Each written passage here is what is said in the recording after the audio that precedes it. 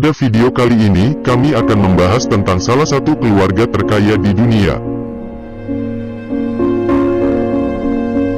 Tak banyak yang tahu, Bang Rothschild mampu mengendalikan uang hampir di seluruh dunia.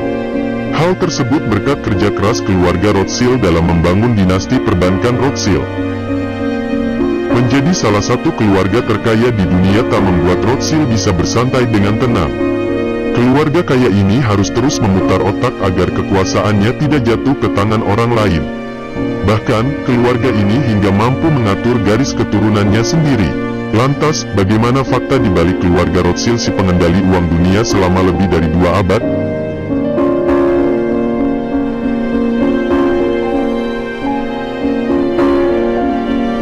Adalah Mayer Amschel Bauer, pendiri dinasti perbankan Rothschild yang lahir pada 1743 di Frankfurt, Jerman. Ayahnya, Amschel Moses, bekerja sebagai penukar uang dan pedagang kain sutra. Ayahnya juga bekerja sebagai pemberi kredit dan pemilik rumah pembukuan, namun Moses bukanlah pria kaya meski telah bekerja dengan keras dan Pangeran William dari Hesse menjadi pelanggannya. Usai kematian sang ayah, ia memutuskan untuk meneruskan bisnis keluarganya. Mayer Amschel Bauer juga mengubah namanya menjadi Mayer Amschel Rothschild. Saat itu dia kembali ke Frankfurt setelah sebelumnya dia bermukim di Hannover, Jerman, untuk bekerja di sebuah bank. Rothschild menerima banyak pelajaran tentang sistem peminjaman uang dari ayahnya. Pria yang sempat magang di sebuah bank itu belajar dengan sangat cepat tentang proses keuangan dan transaksi. Saat mulai berbisnis dia pun dekat dengan pelanggan sang ayah, Prince William yang merupakan pimpinan terpandang di negaranya. Penjualan koin langka dan barang antik pada pangeran dan masyarakat lainnya berubah menjadi basis kekayaan Rothschild. Pada 1769, Rothschild diangkat menjadi agen pengadilan yang tak hanya menyediakan berbagai peluang bisnis tapi juga membuatnya jadi kaya raya.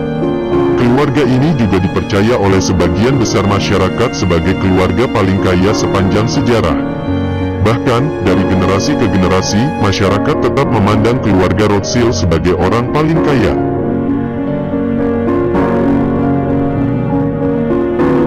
Di balik kesuksesannya, tersimpan dengan rapat bagaimana perjuangan keluarga ini membangun dinasti perbankan. Keluarga Rothschild harus berjuang selama lebih dari 230 tahun hingga akhirnya berhasil menguasai hampir seluruh bank sentral di dunia. Jangan heran, sebab Rothschild telah berjanji akan menerbitkan dan mengendalikan uang di seluruh dunia semasa hidupnya. Meski begitu, hanya beberapa bank sentral saja yang tidak menerima tambahan modal dari dinasti perbankan Rothschild. Bank sentral tersebut diketahui yang berada di 3 negara yakni Iran, Kuba dan Korea Utara. Ada yang menarik di balik kekuasaan keluarga Rothschild. Untuk menjaga harta dan kekayaannya, Rothschild mengatur garis keturunannya sendiri. Rothschild dengan tegas akan menikahkan anak cucunya dengan saudaranya sendiri. Hal tersebut dilakukan agar harta dan kekayaan Rothschild tidak jatuh di tangan orang lain yang notabene bukan berasal dari darah Rothschild sesungguhnya. Rothschild menikah dengan Gutel Snapper pada tahun 1770. Ketika menikah, Rothschild justru mendapatkan harta yang sangat banyak dari ayah mertuanya. Dari pernikahannya itu, Rothschild dikaruniai 5 anak laki-laki dan 5 anak perempuan. Mendapatkan harta kekayaan yang melimpah tak membuat Rothschild menjadi duduk bersantai di dalam rumah. Dia pun langsung memutar jalur bisnisnya dari penjualan barang antik menjadi lebih ke bidang perbankan. Pada 1785, Rothschild mulai menyediakan dana pinjaman kepada para pelanggannya.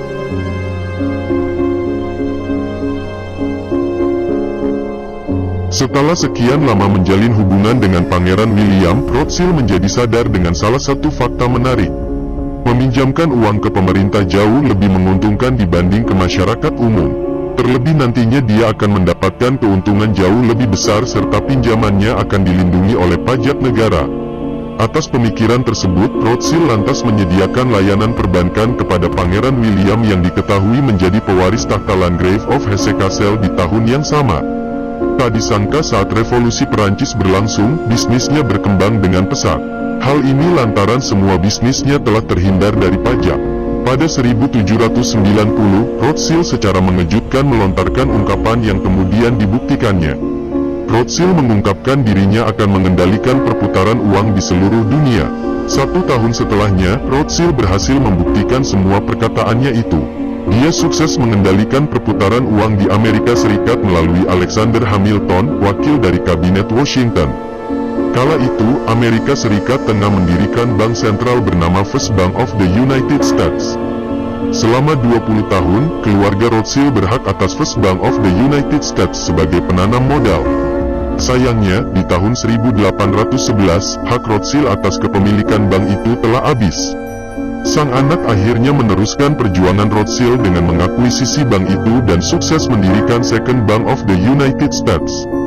Sebelum tutup usia, Rothschild rupanya telah mengirimkan anak-anaknya untuk mendirikan bank di sejumlah negara. Kelima anak laki-lakinya ditugaskan untuk mendirikan bank di Frankfurt, London, Prancis dan Wina. Logo Bank Rothschild sendiri digambarkan sebagai simbol persatuan keluarga mereka.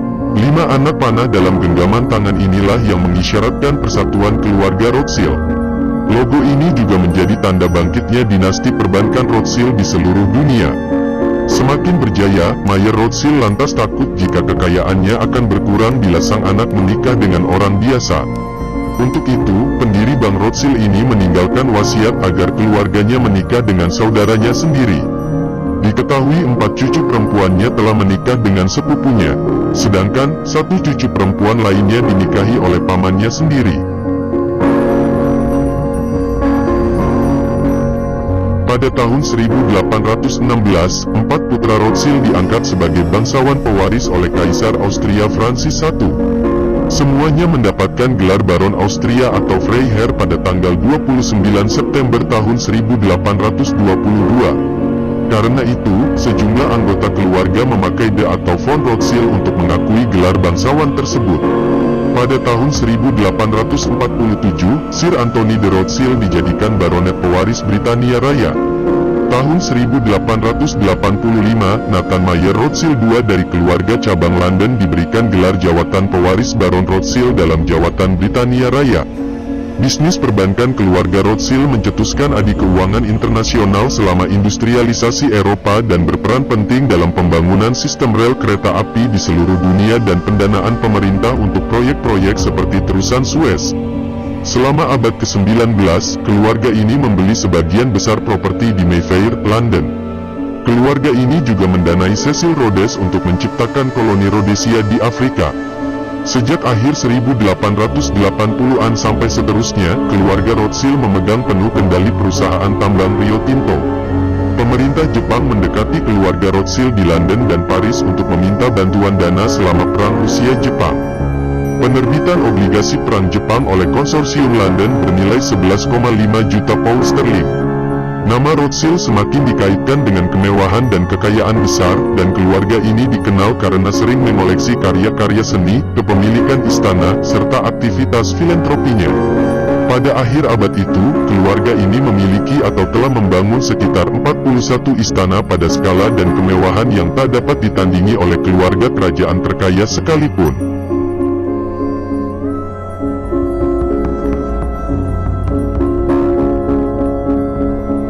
Keluarga Rothschild kembali mengakuisisi Bank Sentral Inggris dan Bank Sentral Amerika Serikat. Selama ratusan tahun pula, anak cucunya sangat aktif mengembangkan bisnis perbankan keluarga. Tak hanya itu, mereka juga dipercaya sering mengancam para pemimpin negara dan kabinet. Keturunan Rothschild bahkan menempatkan orang-orang kepercayaan dari keluarganya untuk mengendalikan dan mengatur bank sentral tersebut. Selain itu, keluarga Rothschild juga mengendalikan setiap pemerintahan di level makro. Tak heran, keluarga Rothschild berhasil mengendalikan bank keluarganya di 40 negara. Kejayaan ini sukses membuat mimpi Mayer Rothschild menjadi kenyataan. Terima kasih telah menyaksikan tayangan ini, semoga dapat menambah ilmu dan wawasan kalian. Jangan lupa like video ini dan subscribe channel ini. See you next time and goodbye.